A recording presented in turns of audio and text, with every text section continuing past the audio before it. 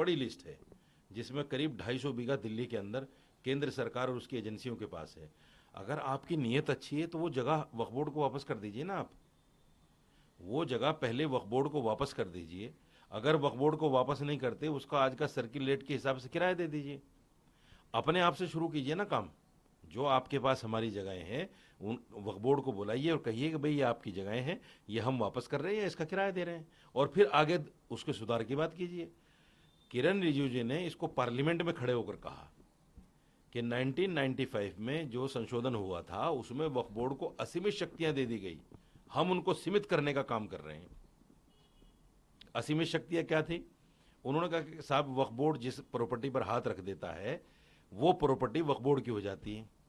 मैं ये कहता हूं कि दिल्ली के अंदर ये 250 प्रॉपर्टियां, ये 250 बीघा प्रॉपर्टियां, वक्फ बोर्ड उस असीमित शक्तियों की ताकत लेकर भी इन प्रॉपर्टियों को वापस नहीं ले पाया, ना इनका किराया ले पाया।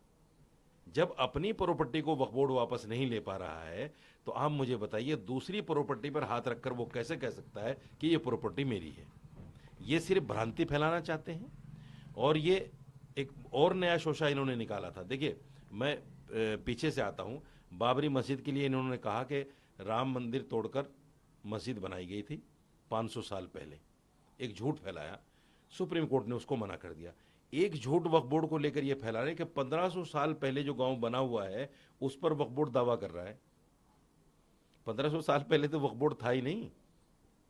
1500 साल पहले वक्फ का कोई आधार ही नहीं था। नबी पाक सल्लल्लाहु अलैहि वसल्लम जो मैसेंजर ऑफ गॉड थे 1400 साल पहले करीब, उसके बाद से वक्फ का एक आधार शुरू हुआ। हज़रत उस्मान गनी ने सबसे पहले कुआं खरीद कर मुसलमानों के लिए वक्फ किया और उसके बाद से वो वक्फ का सिलसिला शुरू हुआ। 1500 साल पहले तो था ही नहीं। दूसरी बात यह है कि देश में 1954 में एक्ट बना, उसके बाद में सर्वे हुआ, 1970 में एक गजट आया। ये गजट है, ये गजट की कॉपी मैं आपको दिखा रहा हूं। 1970 में एक गजट आया। गजट में केंद्र सरकार ने वक्फ बोर्ड को बताया कि आपकी ये प्रॉपर्टी आपकी है और ये इतना बिगा है, इतना बिस्वा है।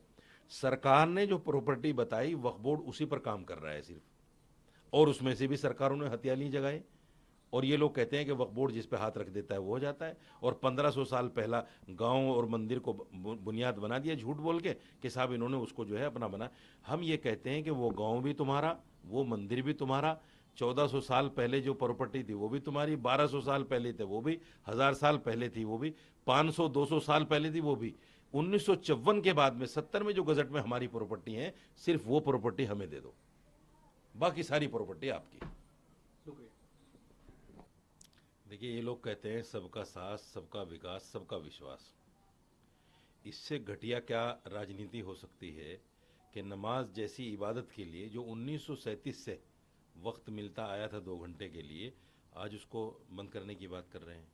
नमाज, पूजा, ये तो ऐसी चीज़ है, इसके लिए तो और टाइम देना चाहिए, ना कि उस टाइम में कटौती करें।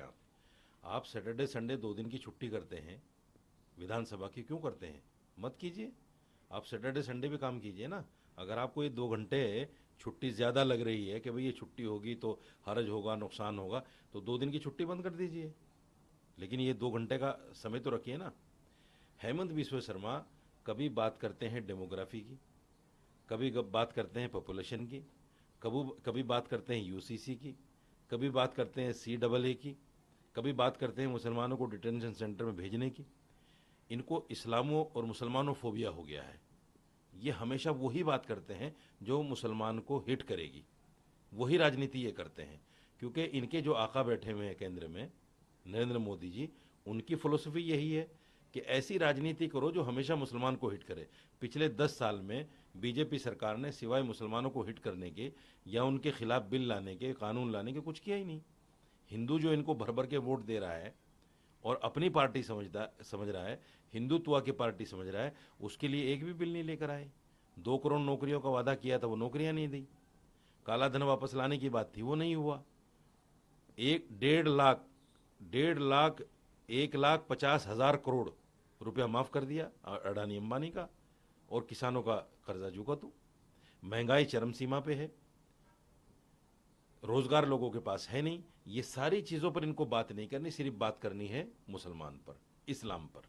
इसलिए मैं समझता हूं कि ये घटिया राजनीति है। इससे ऊपर उठकर देश हित में, स्टेट हित में और ऐसे ऐसे काम करने चाहिए जिससे समाज में कुछ अच्छा पैदा हो,